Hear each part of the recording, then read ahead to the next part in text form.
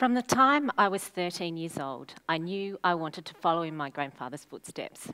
He was my inspiration. He was the Australian version of Indiana Jones. He was a mining engineer and prospector that specialised in alluvial gold mining and groundwater extraction. He worked throughout the world, including being an advisor to the World Bank and United Nations, and worked in very remote communities, at times when fly camps and also air conditioning had a very different meaning. Being a mining engineer, he was responsible for determining if mine sites were going to be economical. He worked with Indigenous people throughout Africa, South America, Papua New Guinea, and Australia. He embraced their culture, their traditions, their difference, and the value that they created. Technology at the time were in the form of the traditional owners of that land being the GPS, because they understood where things were located and where to look. He used demountable drilling rigs carried into the middle of the jungle by these traditional owners to extract the cores that were later looked at and determined where the mines were going to go. And also hand panning for gold along the Amazon River. As a young girl, I was mesmerised by the artefacts that he would bring home, that he was gifted by these traditional owners. And also by the places that he would get to go, the middle of the Amazon rainforest, the middle of the most remote parts of Australia, Melville Island, the Pilbara, the Kimberley. And also the gifts that he would receive, one of which was a skull, which has since been returned to its rightful resting place. My obsession with the geological landscape and where geology meets engineering was a given. I knew that's what I wanted to do for the rest of my life. In the eyes of my grandfather, it wasn't about diversity. In fact, diversity didn't even come into it. It was about me having the career that I wanted for the rest of my life. It wasn't about me being a female. It wasn't about me being black or white or from some part of the world. It was something that I wanted to do, and he wanted to help me in every way, shape or form that he could. I believe we should embrace difference, not just diversity. Because difference is the opportunities that we create for ourselves, the skills, the knowledge that we develop, and the changes that we can make ourselves to achieve our lifelong ambitions. Whereas diversity is what makes us us. I believe not embracing diversity is a learnt behaviour, and it starts at home and then moves into the workforce.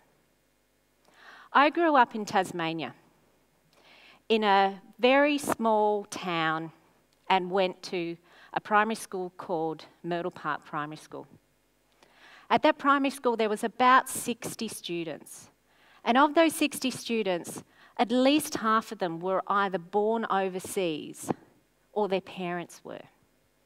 So I was exposed to people from throughout the world, their culture, their difference. So I found that to be normal. Difference is normal. I grew up not thinking being female was going to limit my career choices. That was until I went to high school, where that difference was quite clearly not embraced. And nor were the people that I went to school with that were from overseas. That difference was identified. And that colour, if you had a different colour, you were also teased. This leads me to believe that the way people view diversity is a reflection of their upbringing and their experiences at home as children. What would it mean if we stopped talking about our diversity, accept it as what makes us unique and what makes us us? Why does this matter? I started my career as an environmental engineering geologist. And at that time, it was a different world. I was told that it was a gamble employing me because females can't see in 3 dimensions. And as an engineering geologist, that is a real issue. But is being female really part of the equation, or is it difference? In the early 2000s, the offshore industry was at the forefront of embracing diversity in the form of men from all around the world working together from different educational backgrounds, different expertise, but all working together. Which was fine until you add a female project manager into the mix.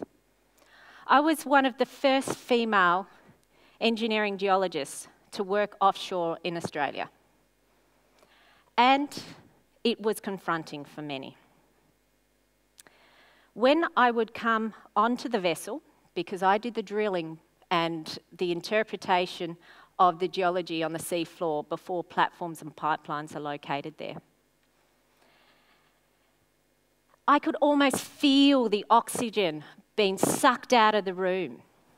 Expressions on people's faces of dismay. And people muttering under their breath, "Does your mother know you're here?"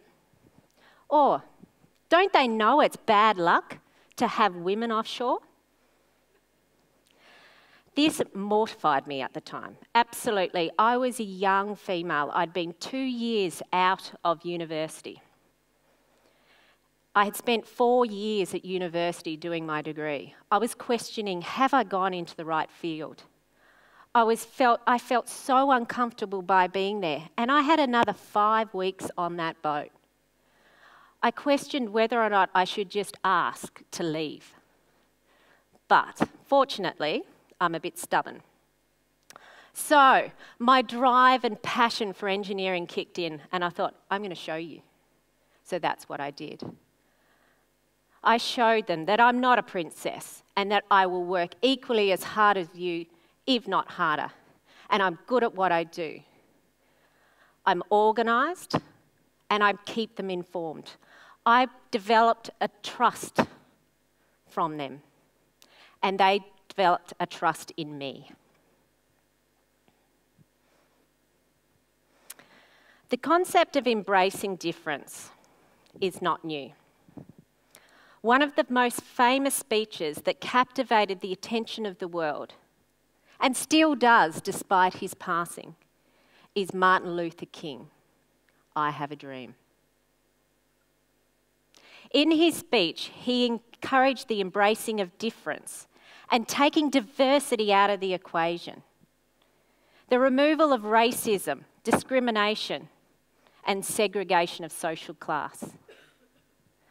One of Mr. King's most famous quotes that really resonates with me is, "I have a dream that my 4 little children will one day live in a nation where they will not be judged by the colour of their skin, but by the content of their character."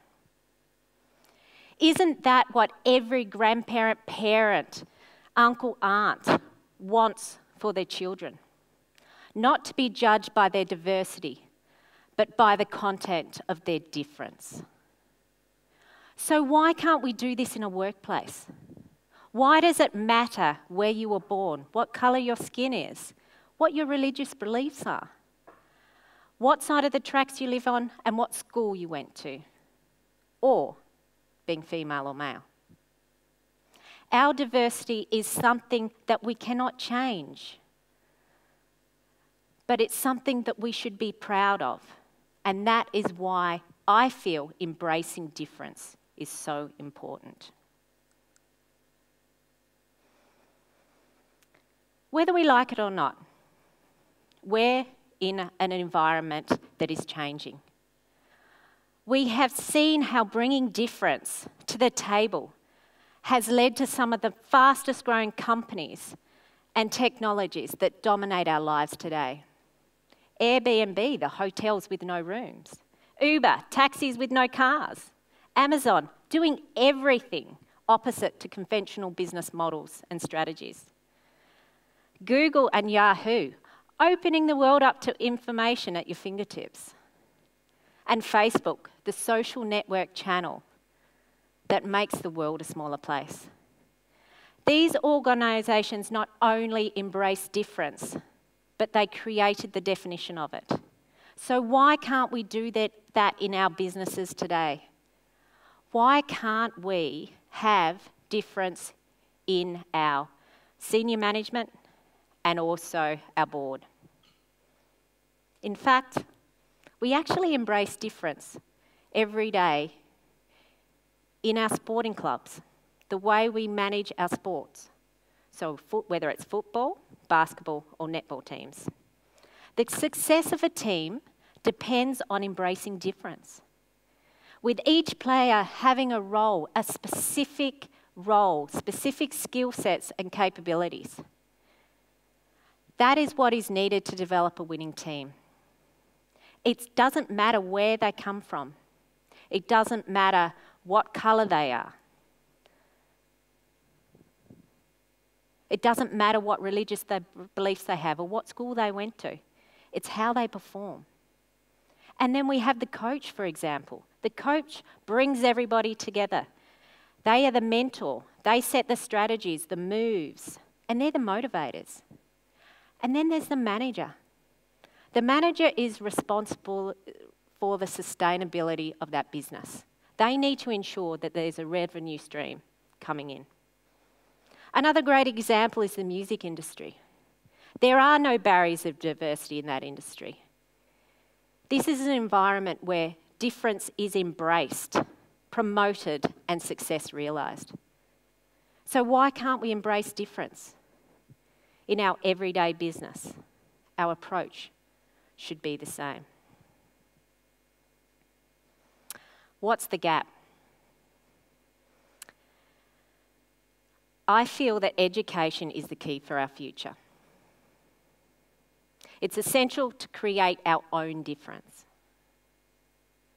But I believe the gap is the way we teach. There is not one common way individuals learn, but we're all expected to go into a classroom, and that's the way we learn. I learn by doing, not by sitting exams, but I learned how to rote learn to get my degrees. Experience.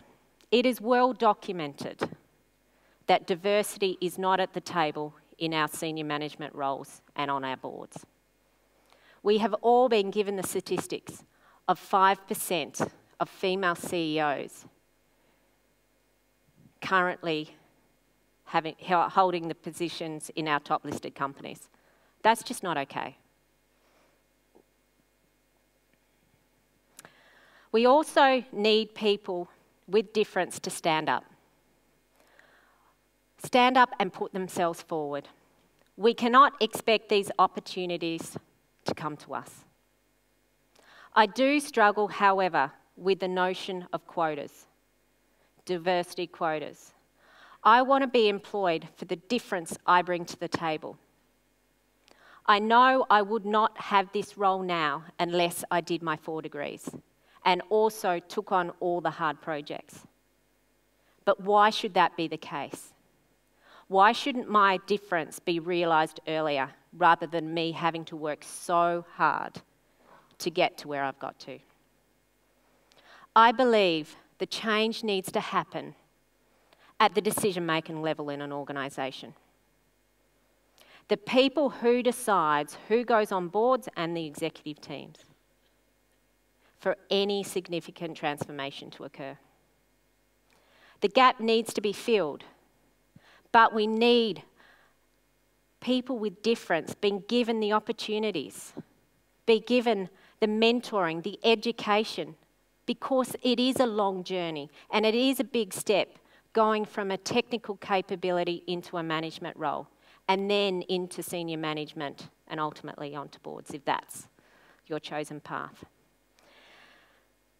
I also believe that having more of our senior managers as mentors coming up through the organisation is essential. My grandfather, throughout my career, has been an amazing mentor to me. And without him, I probably would have made a lot more mistakes than I currently have. One of probably the greatest recommendation he gave me was not to do my PhD straight after my degree. I needed to have 5 years experience in making the mistakes and knowing how to fix them before I could really become a good geologist. He was so right. We need to create an environment as well where difference is embraced and not challenged.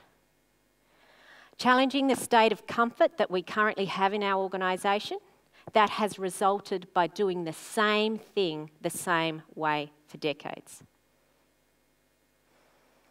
It will take decision makers to view the benefits of bringing difference to the table for these changes to be successful. It will be like what I experienced in the offshore environment, but for the decision makers. It will require bringing the unknown into the room and moving away from the notion of this is how we've always done it. This is how we've always operated, which will be challenging and confronting to the current state of play. We need to turn uncomfortableness on its head and look at the value that difference brings to the table. That is why I believe we should change our thinking from embracing diversity to embracing difference. We need to do this, not just for us, but for our children and our grandchildren. It's not just to provide them with the opportunities, but also the future success of our business and our position in the global economy. If we don't, we will be left behind. Every decision maker that has the ability to instigate change is a grandfather, father, brother or sister, or uncle and auntie. Are you willing to embrace difference so that future generations are not judged by their diversity, but rather the character of their difference? As a leader, teacher, or mentor, we are all responsible for making this transition. It is about time we embrace difference for what it brings to the table, and then embracing diversity will be a given. Thank you.